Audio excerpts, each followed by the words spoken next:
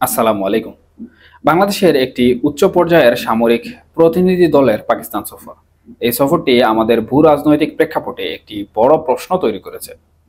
এই সফরের বিভিন্ন দিক, ঐতিহাসিক পটভূমি, বর্তমান পরিস্থিতি এবং সম্ভাব্য প্রভাব নিয়ে জানার চেষ্টা করব। প্রথমে আসুন এই সামরিক প্রতিনিধি দলের সফরের বিস্তারিত বিবরণ দেখি। 16ই আগস্ট 2025-এ বাংলাদেশের 10 সদস্যের একটি সামরিক প্রতিনিধি দল পাকিস্তান সফরে যায়। গণমাধ্যম সমূহ বলছে এই দলের নেতৃত্বে ছিলেন বাংলাদেশ সেনাবাহিনীর quarter master general lieutenant general Fazlur Rahman. এই সফরটি শুধুমাত্র একটি আনুষ্ঠানিকতা নয়, বরং দুই দেশের সামরিক সম্পর্ককে নতুন উচ্চতায় নিয়ে যাওয়ার একটি পদক্ষেপ বলা হচ্ছে।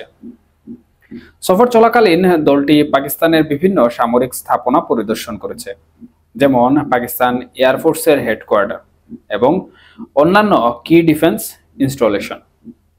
তারা পাকিস্তানের 3টি সশস্ত্র বাহিনীর প্রধানের সাথে সৌজন্য সাক্ষাৎ করেছেন এবং সামরিক সহযোগিতা, প্রশিক্ষণ, প্রযুক্তি হস্তান্তর এবং যৌথ মহড়া নিয়ে বিস্তারিত আলোচনা করেছেন বলে জানা গেছে। বিডি মিলিটারি নিউজের রিপোর্ট অনুসারে এই সফরটি দুই দেশের মধ্যে সামরিক সম্পর্ককে একটি নতুন ফেজে নিয়ে যাচ্ছে। আরেকটি সূত্রে বলা হয়েছে যে লেফটেন্যান্ট জেনারেল ফজলুর রহমান পাকিস্তানের এয়ার চিফ মার্শাল জাহির আহমেদের সাথে বৈঠক করেছেন এবং উভয় পক্ষই সাময়িক সহযোগিতা বাড়ানোর প্রতিশ্রুতি দিয়েছেন।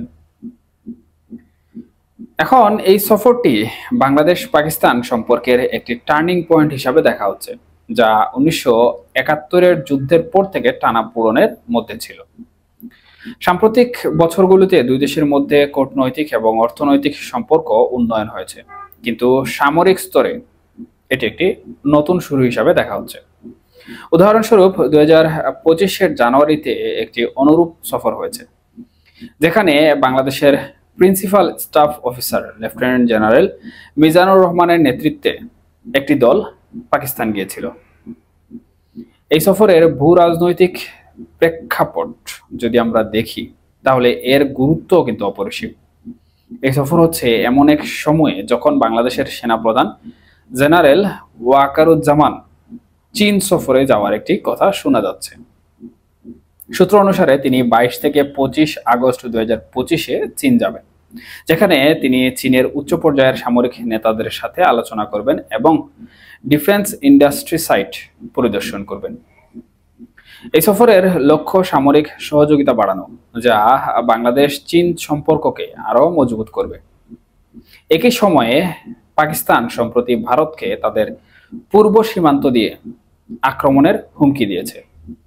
উদাহরণস্বরূপ 2025-এর মে মাসে ইন্ডিয়া পাকিস্তান ক্রাইসিসে ভারী শেলিং হয়েছে, যা 1971-এর যুদ্ধের পর সবচেয়ে ভারী আক্রমণ বলে মনে করা হচ্ছে।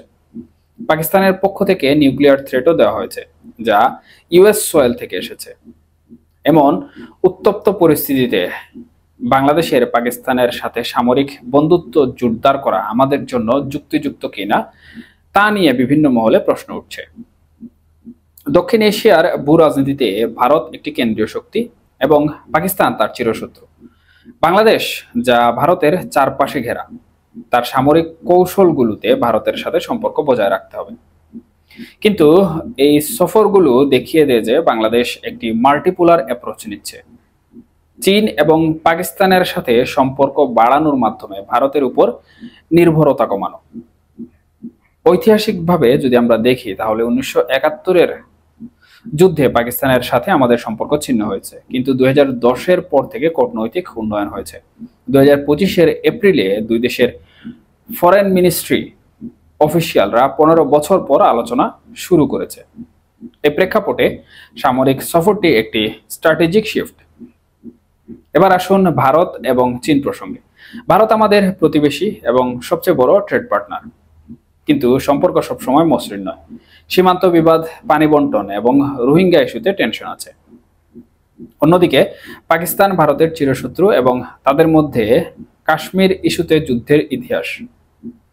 এমন অবস্থায় পাকিস্তানের সাথে সামরিক সম্পর্ক জোরদার করা বাংলাদেশের নিরাপত্তার জন্য বিপজ্জনক হতে পারে, কারণ এটি ভারতকে অ্যান্টাগোনাইজ করতে পারে।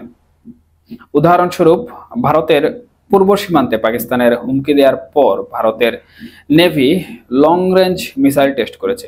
একই সাথে আমাদের সেনা প্রধানের চীন সফর চীন বাংলাদেশ সম্পর্ককে হাইলাইট করে। চীন বাংলাদেশের সবচেয়ে বড় ডিফেন্স সাপ্লায়ার এবং এই সফরে প্রযুক্তি হস্তান্তর ও অস্ত্র কেনা নিয়ে আলোচনা হবে। কিন্তু এখানে একটি টুইস্ট, চীন, ভারত এবং রাশিয়া একসঙ্গে জোটবদ্ধ হচ্ছে। Russia RIC, Russia, India, China troika revive করতে চাইছে এবং চীন এটিকে ওয়েলকামও করেছে।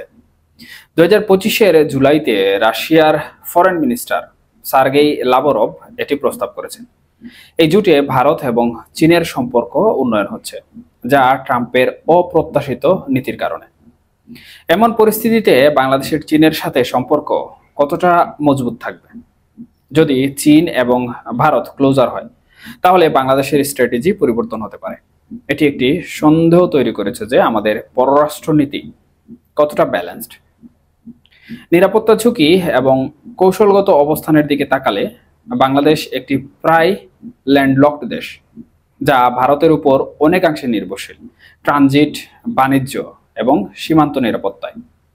এমন পরিস্থিতিতে ভারতের সাথে সম্পর্ক বজায় রেখে পাকিস্তান এবং চীনের সাথে সম্পর্ক জোরদার করার কৌশলটি ঝুঁকিপূর্ণ।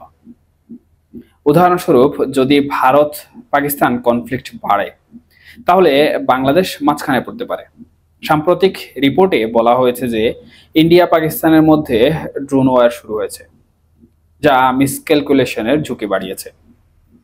বাংলাদেশের জন্য এই পদক্ষেপগুলো দেশের নিরাপত্তার জন্য হুমকি সৃষ্টি করতে পারে, বিশেষ করে যদি ভারত আমাদেরকে অ্যান্টি ইন্ডিয়া হিসাবে দেখে। তবে এটি একটি ডাইভার্সিফিকেশন স্ট্র্যাটেজিও হতে পারে। চীন থেকে অস্ত্র এবং পাকিস্তান থেকে প্রশিক্ষণ নেওয়া, বিশ্লেষকদের মতে এটি বাংলাদেশের নন অ্যালাইন্ড পলিসির অংশ, কিন্তু সতর্কতা অবলম্বন করা খুবই দরকার। এই সামরিক সফরটি বাংলাদেশের পররাষ্ট্রনীতি এবং সামরিক কৌশলের ক্ষেত্রে একটি গুরুত্বপূর্ণ মোড়। এটি আমাদের আঞ্চলিক স্থিতিশীলতা এবং ভবিষ্যৎ নিরাপত্তা ঝুঁকির উপর গভীর প্রভাব ফেলতে পারে। নীতি নির্ধারকদের তাই প্রতিটি পদক্ষেপ অত্যন্ত সতর্কতার সাথে নেওয়া উচিত বলে আমি মনে করি।